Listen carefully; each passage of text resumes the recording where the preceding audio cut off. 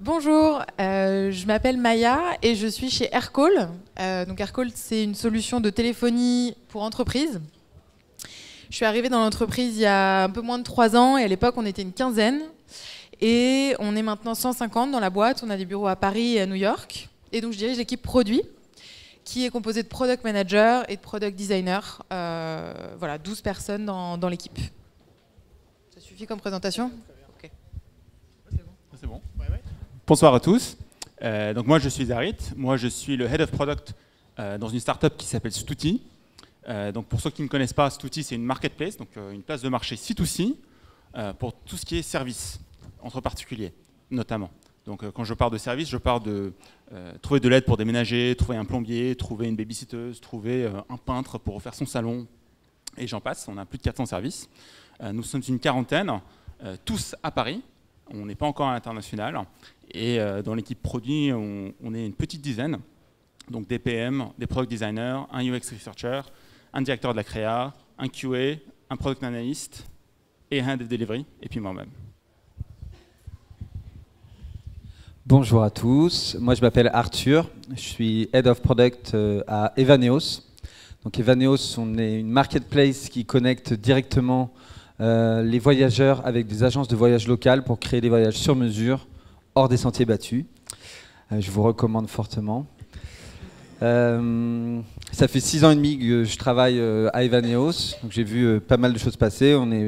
Quand je suis arrivé, on était une dizaine, on est maintenant 200. Donc aujourd'hui, en tant que Head of Product, j'ai plusieurs rôles cumulés. Donc un premier rôle qui est, je lead la communauté produit qu'on a créée, qu'on a mis sur pied à Evaneos, d'une dizaine de personnes. Donc j'anime les métiers product designer, product manager. Et je lead aussi ce qu'on appelle une tribe. On va expliquer un peu après, je pense on va en parler. Donc une tribe de 30 personnes, donc là qui est composée de tech et de product people. Voilà. Super, merci beaucoup. Alors, pour rentrer dans le vif du sujet, en fait, la première question qu'on se pose, c'est qu'en fait, le métier de product, il est très relié au métier technique, c'est-à-dire aux développeurs. Comment on gère la croissance de ces équipes ? Donc, par exemple, sur la question du ratio PM, Dev, Designer, l'existence du métier de PO. Par exemple, Maya, si tu as quelque chose à dire là-dessus ?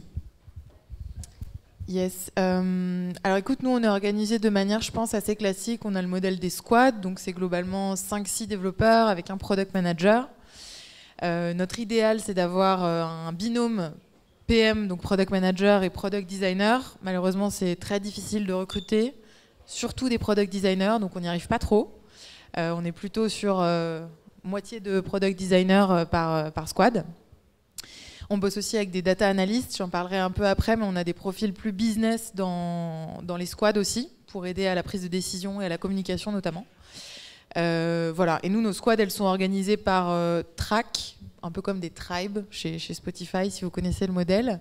Et chaque track est relié à un grand objectif stratégique de l'année. Donc chaque année, on définit 3 grands objectifs stratégiques et chacune des squads bosse vers un de ces objectifs-là. Donc chez Stuti, c'est un peu différent. Je pense que le modèle que décrit Maya est le modèle cible. En tout cas, c'est ce qui se fait dans l'état de l'art. Moi, quand je suis arrivé chez Stuti il y a à peu près 1 an et demi, on était organisé comme ça. Ou disons que plutôt, on avait essayé de s'organiser comme ça parce que ça ne marchait pas. Tout simplement, en fait, parce qu'en fait, on n'avait pas atteint la masse critique en termes de product manager par développeur. Ou plutôt le contraire, le nombre de développeurs par product manager. Et en fait, ce qui s'est passé, c'est qu'en fait, on avait 3... À l'époque, ils étaient appelés des épiques, mais ça revient à 3 squads, mais avec, par exemple, un PM avec un dev iOS, avec un dev back. Et il manquait, déjà, il manquait des plateformes, d'une part, et puis d'autre part, en fait, les développeurs par plateforme, en fait, s'ennuyaient, en fait, parce qu'ils ne pouvaient pas apprendre, ils ne pouvaient pas faire du pair programming, ils ne pouvaient pas s'inspirer les uns et les autres, ils ne pouvaient pas se challenger entre eux. Et du coup, le modèle était assez cassé. Comme donc on n'avait pas en fait cette masse critique, on a décidé en fait de casser cette organisation et en fait côté tech de s'organiser en component team. Donc en fait une équipe back, une équipe web, une équipe mobile. Et par contre côté produit, on a pu garder en fait une organisation par squad, plutôt des binômes, d'accord, parce que c'est que 2 personnes et nous on a vraiment un PM qui est vraiment en binôme avec un product designer. Et puis ensuite, chaque binôme est backé en fait par des profils plus seniors en général et qui sont vraiment des experts métiers. Donc typiquement, on a un UX researcher qui a plus de 20 ans d'expérience, on a un directeur de la créa qui est donc très UI, qui est transverse aussi, et puis encore le QA et puis le product analyst qui soutiennent chaque binôme en fait. Et donc en attendant de recruter davantage de développeurs, on reste sur ce modèle. Une fois qu'on atteint une masse critique de PM versus développeur, on pourra migrer vers un autre modèle. J'ai déjà un micro. Tu peux le rendre, je pense. Alors de notre côté, en fait, il y avait beaucoup de questions dans une question. Donc, je peux parler de aujourd'hui le ratio entre PM et Dev, donc c'est à peu près pareil. On est à 5, 6, entre 4 et 6 devs pour un PM.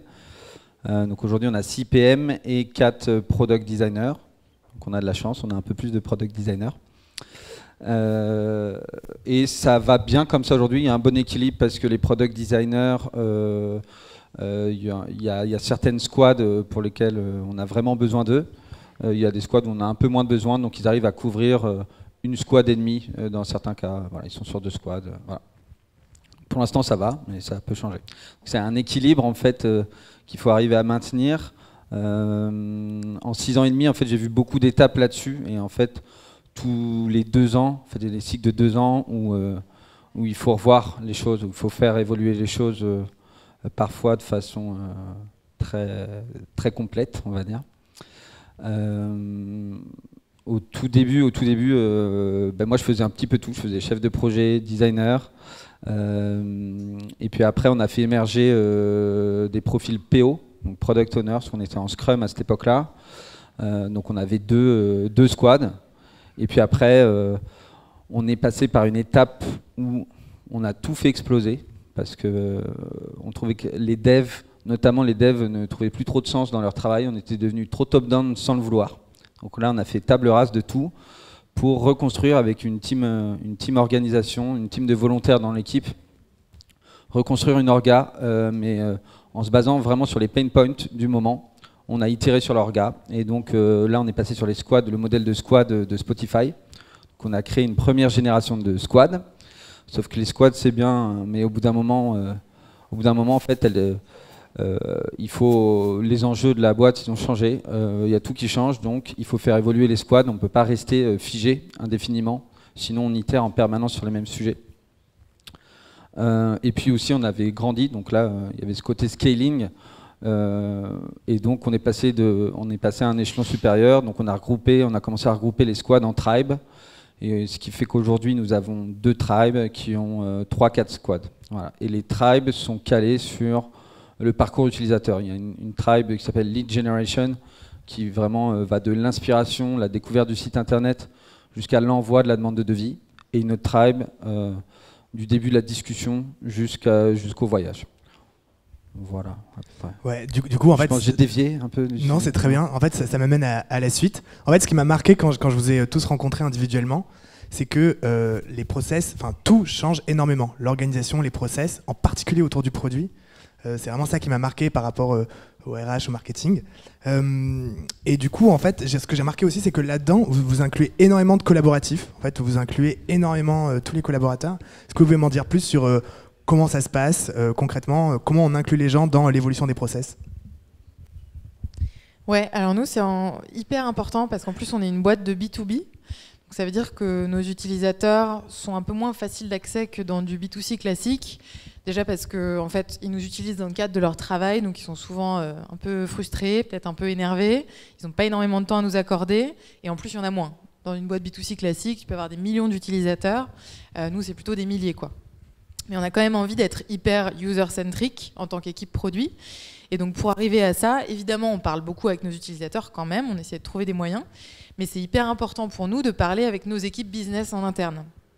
En l'occurrence, nos équipes de sales, nos équipes de success, donc les account managers, nos équipes de support. Et donc, on a mis en place tout un tas de trucs qui, effectivement, ont changé tous les 3 mois à peu près depuis que je suis là.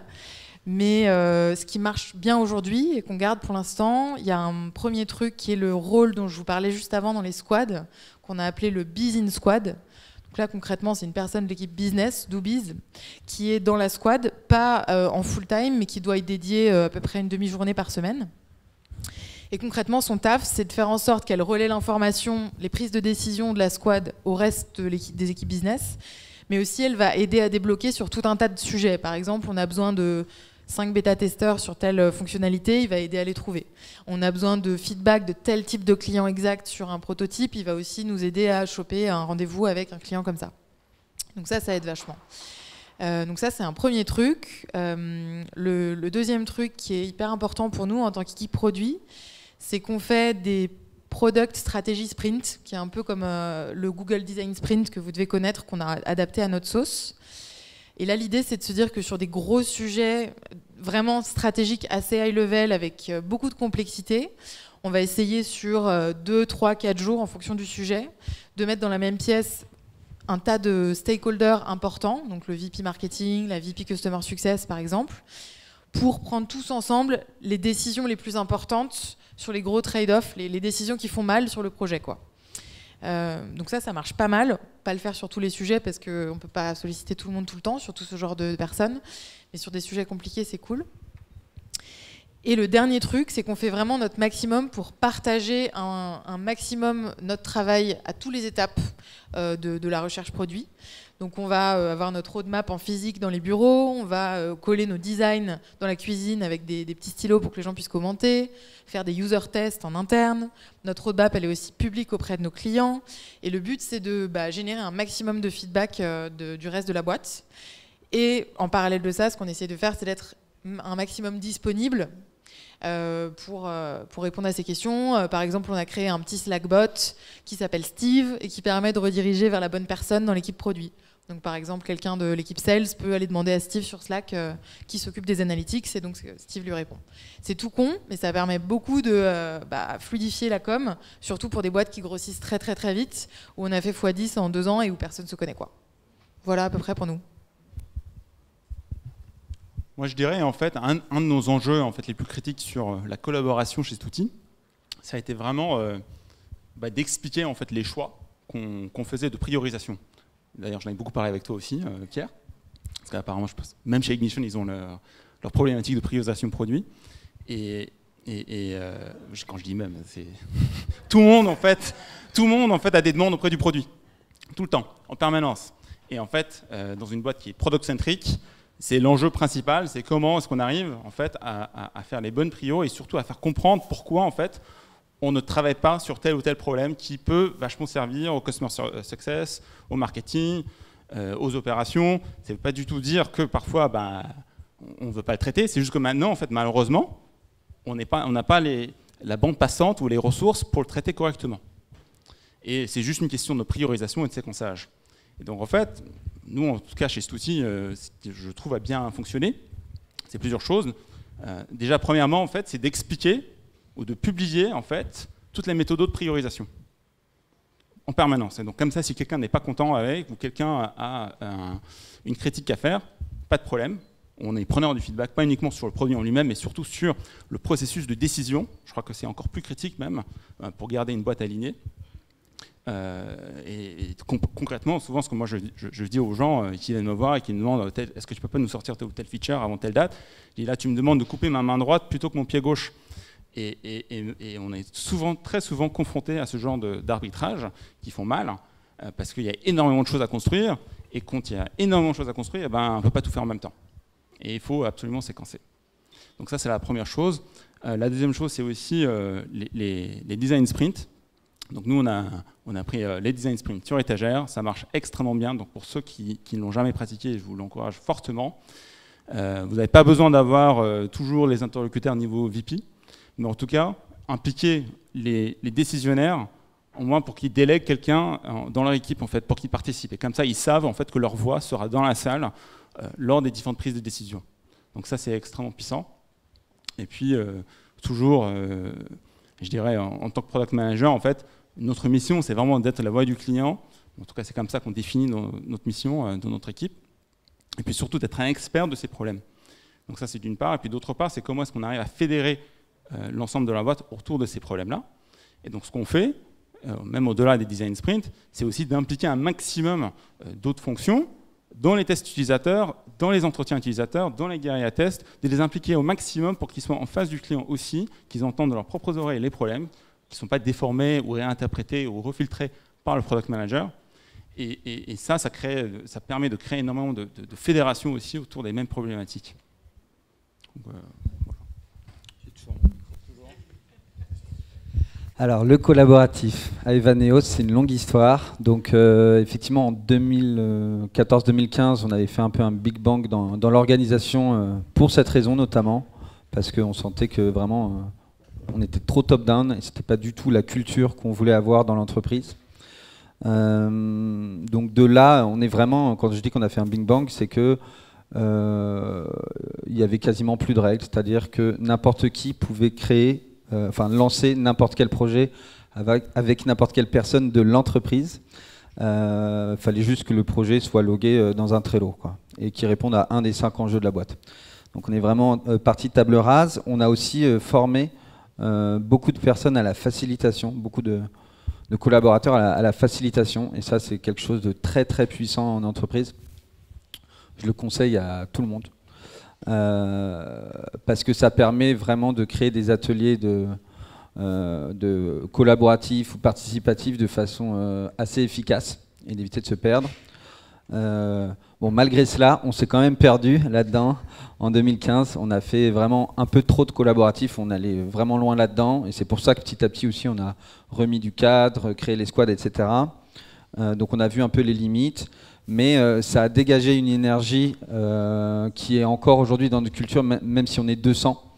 Et cette énergie et ces valeurs de collaboration, elles sont très très fortes. On sent qu'elles sont ancrées parce qu'il y a eu ce moment-là.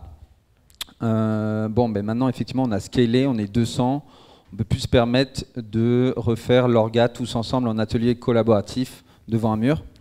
C'est quelque chose qu'on avait quand même fait à 50 ou 80 personnes. On avait créé une agora, ce qu'on appelait l'agora, c'était entre midi et 2, on pouvait se retrouver dans une salle où il y avait un grand drap sur le mur recouvert de colle, où on pouvait tous les jours coller des projets. On était parti des projets, on les avait rassemblés en patatoïdes, et de ces patatoïdes, on avait créé des équipes. Donc ça, on ne peut plus le faire à 200, mais on garde cette culture-là. Donc là, par exemple, sur les sujets par exemple, de priorisation, toute l'entreprise fait, à partir du mois d'août, lance un process strat, donc par communauté de métiers, donc marketing, produits, etc. Donc chaque communauté se rassemble pour parler de la strat sur les prochaines années à partir des grands enjeux de l'entreprise. Et là, il y a des séries d'ateliers assez collaboratifs pour faire vraiment remonter toute la matière, pour faire s'exprimer tout le monde, pour que tout le monde puisse s'exprimer, avoir son mot à dire. Et après, là, il y a tout un processus sinusoïdal entre toutes les équipes, avec des Head of Communities qui remontent tout ça jusqu'au codir. Et il y a des allers-retours qui se font pour aboutir sur le plan strat. Voilà à peu près sur la collaboration. Ouais, trop bien. Et du coup, en fait, ce qu'on constate dans ce que vous racontez, c'est que en fait, le Head of Product, peut-être à la différence d'un PM, c'est vraiment la personne qui va toucher le plus à l'organisation au final. Et vraiment, vous mettez vraiment le doigt dessus. Et du coup, j'en viens à un autre rôle chez vous qui est aussi hyper global dans l'entreprise, hyper transverse, qui est un peu gardien du temple de la vision. Du coup, comment ça s'exprime pour vous de défendre la vision, comment on itère dessus et comment on la défend? Alors je me souviens quand on avait parlé de ça, tu avais vachement parlé aussi du CEO et il y avait un truc moi il y a quelque chose que j'ai envie de partager là-dessus en tout cas. Et donc je fais bien la distinction entre la vision qui est pour moi un truc qui est assez inspirationnel avec peut-être des concepts, des idées, des valeurs, et la stratégie produit qui est un peu comment on y arrive quoi. Donc vraiment de la stratégie, c'est quoi le plan d'attaque, ça peut être sur 3 mois, ça peut être sur 1 an, ça peut être sur 3 ans, ça peut être sur 6 ans. Et donc, oui, pourquoi je vous disais ça? Parce que j'avais lu un article de Marty Kagan qui décrit le rôle du VP Product, et donc c'est à quoi ça sert, quoi. Et ce qu'il disait qui était hyper intéressant, c'est que globalement, tu avais un peu 2 cas de figure pour les CEO. Tu avais des CEO qui étaient hyper portés par la vision, qui avaient une vision forte et qui souhaitaient la porter, justement. Et un deuxième cas de figure où parmi les fondateurs, tu n'avais personne qui la portait, cette vision-là, généralement parce que un des fondateurs était parti. Et donc globalement, ça peut paraître un peu basique, mais c'est hyper important. La grosse erreur que tu peux faire, c'est que le CEO recrute quelqu'un à son image. Donc tu te retrouves avec un CEO et un VP Product qui sont tous les deux hyper portés sur la vision. Et globalement, ça va se terminer par un clash, quoi, assez rapide. Et le deuxième cas de figure, c'est le CEO recrute quelqu'un à son image, n'étant pas porté sur la vision. Et donc là, globalement, il n'y a pas de clash, les deux vont bien s'entendre, mais il va y avoir de la frustration dans les équipes et puis généralement un manque d'innovation, quoi. Donc le cas de figure un peu idéal, c'est d'avoir un complément, CEO, VP Product, d'en être conscient. Donc pour nous, on est plutôt dans le cas de figure où Olivier, qui est le CEO, qui était le premier PM en quelque sorte chez Aircall, il a cette vision-là. Et moi, mon rôle, ça va être d'établir la stratégie derrière. Et donc comment on fait pour la transmettre derrière ça? On insiste beaucoup sur ces fameux grands objectifs. Donc c'est ça la stratégie produit en fait. Cette année, on veut pénétrer tel marché, on veut augmenter la satisfaction de nos utilisateurs sur tel produit par exemple, et on veut augmenter l'acquisition par tel channel, quoi. Et donc ça, pour nous, ça passe beaucoup par de la répétition. Vraiment, on répète ça à toutes les sauces, quoi. Et le bon test, c'est de te dire, si tu croises quelqu'un dans les toilettes, est-ce qu'il est capable de te dire c'est quoi les objectifs de cette année pour la boîte? Donc en faire des noms un peu catchy et simples. Je sais, le coup des toilettes, c'est marrant, mais on m'avait dit ça et effectivement, oui, ça marche bien, quoi. Est-ce que les gens ils savent te dire directement, oui, cette année, voilà les 3 tracks, les fameuses tracks dont je parlais. Ouais, voilà. Donc globalement pour nous, c'est vachement de répétition là-dessus, un peu à toutes les sauces. Et aussi de former tous les nouveaux. Tous les nouveaux qui arrivent, ils passent par un meeting de juste 15 minutes avec moi, où je leur explique pourquoi on en est arrivé là, c'est quoi les fameuses tracks, qu'est-ce que ça veut dire et à quoi ça sert, quoi. Alors, la vision. Je suis totalement en phase avec tout ce que tu dis. Je rajouterais juste une autre chose que je trouve vraiment fondamentale pour pouvoir préserver une vision. Et en fait, malheureusement, ça consiste en dire non, en fait. Parce que c'est très facile de se distraire, c'est très facile d'être extrêmement excité par toutes les bonnes idées qu'on peut avoir dans une startup. Et souvent, en fait, toutes ces bonnes idées ensemble, donc chaque idée, en fait, est très bonne en soi. Sauf qu'en fait, quand vous prenez le calcul, ou plutôt la somme de toutes ces idées ensemble, là, on aboutit sur un Frankenstein. Et donc, en fait, il faut être capable de dire non, y compris à la direction, donc au PDG. Souvent, en tout cas chez nous, c'est quelqu'un de très créatif, et il faut arriver à le canaliser. Et donc, il faut dire, non, ça, c'est pas aligné avec la vision. Et c'est pas ma vision ou ta vision, c'est la vision qu'on partage. Et il n'est pas content, puis après, il accepte, et puis il dit, ok, d'accord, tu as raison. Et puis une semaine plus tard, il va revenir. Non, il a arrêté de le faire, ça. Il n'est pas là, ça va. Qu'est-ce que je voulais dire? Donc oui, donc il faut avoir le courage de dire non et d'être extrêmement discipliné sur qu'est-ce qu'on fait et pourquoi. Et pour essayer de respecter au maximum cette vision. La deuxième chose, c'est aussi dans nos roadmaps, en fait, c'est extrêmement important, je trouve, en fait, d'avoir déjà en fait, des roadmaps qui sont orientés thématiques clients, donc qui ne sont pas juste des feature roadmaps. Et là, tout d'un coup, en fait, ça permet d'articuler davantage le pourquoi, en fait, plutôt que juste, tiens, un programme de parrainage ou je sais pas moi, l'onboarding V2. Non, il faut arriver à raconter une histoire et on sait tout de suite si cette histoire qui est articulée, donc qui est vraiment rédigée, d'accord, donc c'est pas juste des bullet points sur une slide, mais c'est vraiment un document Word qui est écrit. On arrive tout de suite à ressentir quelle est l'histoire derrière, est-ce que c'est aligné avec ce qu'on entend par ailleurs, est-ce que ça fait du sens, et ça permet surtout en fait d'avoir en fait une vision qui peut être facilement partagée dans toute l'entreprise. Voilà. Pardon. Je vais le faire jusqu'à la fin de la table ronde, je pense. Donc la vision. La vision, je suis d'accord avec ce que vous avez dit aussi. Par où commencer? Au tout début, la vision, elle est dans l'air. Effectivement, il y a des.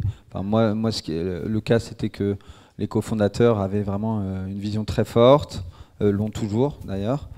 Une vision très forte, et c'est quelque chose dont on parle tous ensemble en permanence, ou quasiment tous, on va dire. Donc on est assez alignés, on va tous dans le même sens.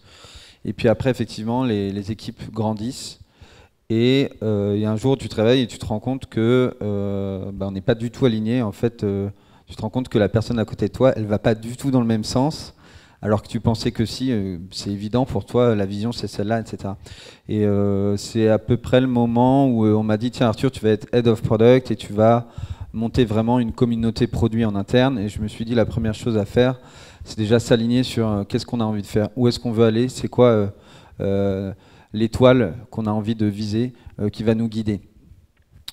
Et donc j'ai commencé par à l'écrire en histoire, sous forme d'histoire, à écrire ce qui était dans la tête, ce qui était dans l'air, ce dont on parlait depuis le début à Evaneos et qu'on n'avait pas encore fait. Et donc ça fait une première histoire que j'ai pu partager avec les PM, les designers, donc déjà vraiment dans l'équipe produit, pour être sûr que déjà on était à peu près alignés sur cette histoire. Donc ça c'était la première étape, ça a plutôt bien marché, à tel point qu'un jour on avait rendez-vous avec un fonds d'investissement et j'ai fait l'intro avec ça, et ça a très bien marché aussi. Et puis petit à petit, et notamment quand on a commencé à grandir beaucoup plus, je me suis rendu compte que c'était hyper important d'embarquer en fait toute l'entreprise là-dedans, parce que l'idée c'est vraiment que le produit vraiment rassemble tout le monde et que tout le monde soit aligné sur ce qu'on a envie de faire, pour éviter aussi beaucoup de frustration, parce qu'effectivement on peut tous avoir plein d'idées sur le produit mais on ne peut pas tout faire, il faut être focus sur là où on veut aller.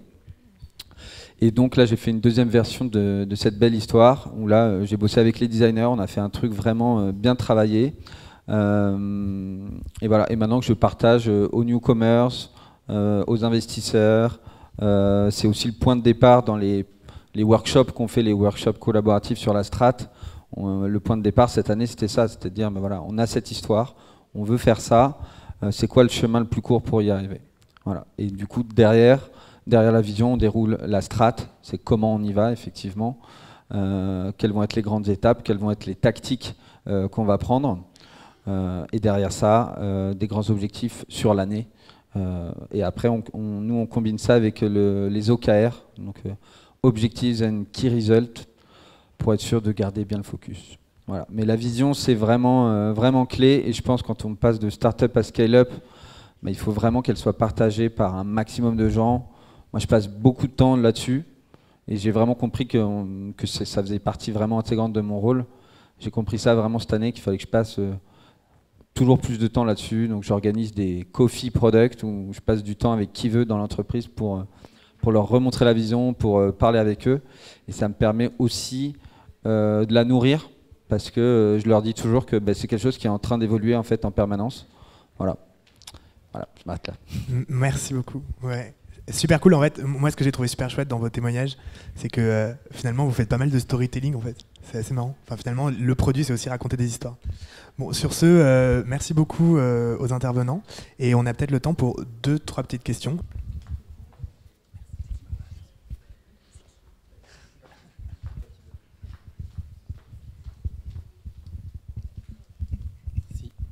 Bonsoir. Donc en fait, j'ai deux questions. Donc la première, c'est vous avez séparé le rôle de product manager et product designer, mais qu'est-ce qu'il en est aussi du product owner et product marketing manager? Donc est-ce que le product manager a aussi ce rôle-là dans vos structures? Et la deuxième question, c'est aussi en tant que head of product ou VP product, vous avez un rôle très stratégique.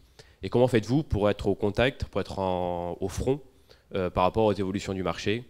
Comment vous faites pour capter ça? Est-ce que vous déléguez ou est-ce que vous essayez de garder le contact avec les utilisateurs et les acheteurs? Ouais, alors je vais commencer par la deuxième. La deuxième, faut juste se forcer, quoi. Faut juste se forcer à inlassablement faire une visite client par mois, faire du support une fois par mois. Et c'est comme ça que tu restes en contact. Et en fait, c'est vraiment pas compliqué. C'est juste que si tu te forces pas, tu as tellement de choses à faire que tu le fais pas.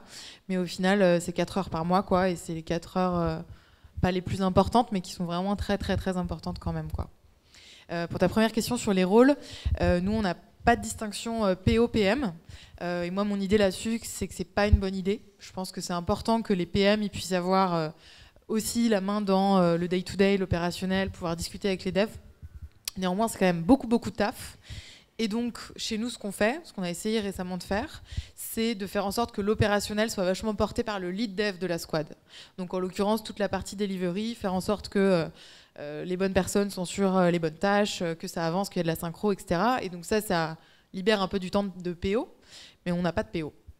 Par rapport au Product Marketing Manager, sujet super compliqué, on a essayé plusieurs choses. Là, on est en train d'en recruter un qui sera plutôt dans l'équipe marketing, et en plus à New York, mais qui du coup va faire beaucoup d'allers-retours. Et l'idée, c'est de se dire que c'est la personne qui va un peu coordonner tous les gens qui doivent avoir un rôle dans la phase go-to-market, mais c'est pas lui qui va tout faire, quoi. Donc c'est lui qui va faire en sorte que la personne du support fasse bien les FAQ, que la personne du content fasse bien un blog post, etc., etc. Et tout ça basé sur un doc qui est un peu le master doc qui est fait par le PM, qui récapitule pourquoi on a fait ça, pourquoi c'était important de le faire, quelle a été la solution qu'on a choisie et qu'est-ce qui n'est pas dans le scope, quoi, globalement. Donc juste pour répondre donc, à la première question POPM, donc nous non plus en fait on ne fait pas de distinction. On ne fait pas de distinction parce que je pense que en fait c'est une recette dangereuse en fait d'avoir un PO et un PM ensemble parce qu'ils vont vite être frustrés. Parce qu'en fait le PM il va dire ok bah tiens c'est moi l'expert client et donc c'est moi qui va définir ce qu'il faut construire, sauf qu'après le PO va dire bah non il va recevoir un cahier des charges entre guillemets du PM, il va dire bah en fait j'ai pas envie de faire ça, j'ai plutôt envie de faire autre chose. Et puis le PM va vouloir parfois le contourner, le bypasser, voir directement le dev pour dire pourquoi tu n'as pas fait exactement ça comme ça, parce que c'était ça la vision. Bref, ça devient vite un panier de crabes en fait. Et donc en fait on n'a pas de distinction, PO égale PM. Tu es responsable de ton client et tu es responsable de la définition de ta solution et de son delivery. Donc ils sont très chargés, il y en a un dans la salle qui pourra en témoigner. Pour la deuxième question, sur l'articulation entre un product marketing et product management. Donc en fait, je dirais vraiment que ça dépend de la taille et de la maturité en fait, de la boîte. Donc nous, chez Stouti, je pense qu'en fait, on n'y est pas du tout. À 40, on n'est pas prêt pour ça. Par contre, dans mon ancienne boîte, chez PayPal, il y avait en fait cette distinction qui marchait plutôt bien. Pourquoi ? Parce qu'en fait, c'est une boîte qui est très internationale, qui est présente dans plus de 200 marchés. Et en fait, le même product manager ou qu'il soit dans le monde, à Paris ou dans la Silicon Valley, il ne peut pas être expert sur les 200 marchés tous ensemble. Surtout dans le métier de PayPal, donc qui est processeur de paiement, ça n'a rien à voir d'un pays majeur à un autre, mais rien.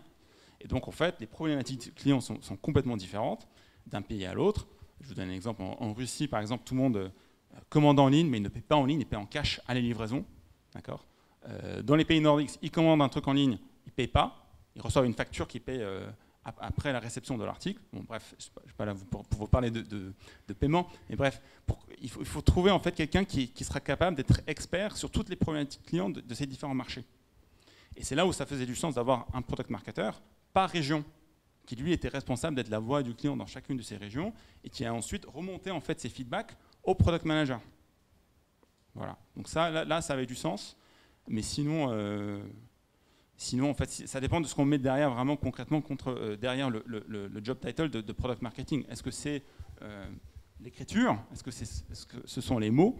Dans ce cas-là, moi, j'opterais plutôt pour quelqu'un qui est content designer, d'accord, donc quelqu'un qui a une vraie plume, qui peut incarner aussi la marque et le tone of voice en fait de la boîte. Tout dépend de ce qu'on veut mettre derrière en fait, parce que c'est un terme qui est très très vaste. On peut en parler après si tu veux.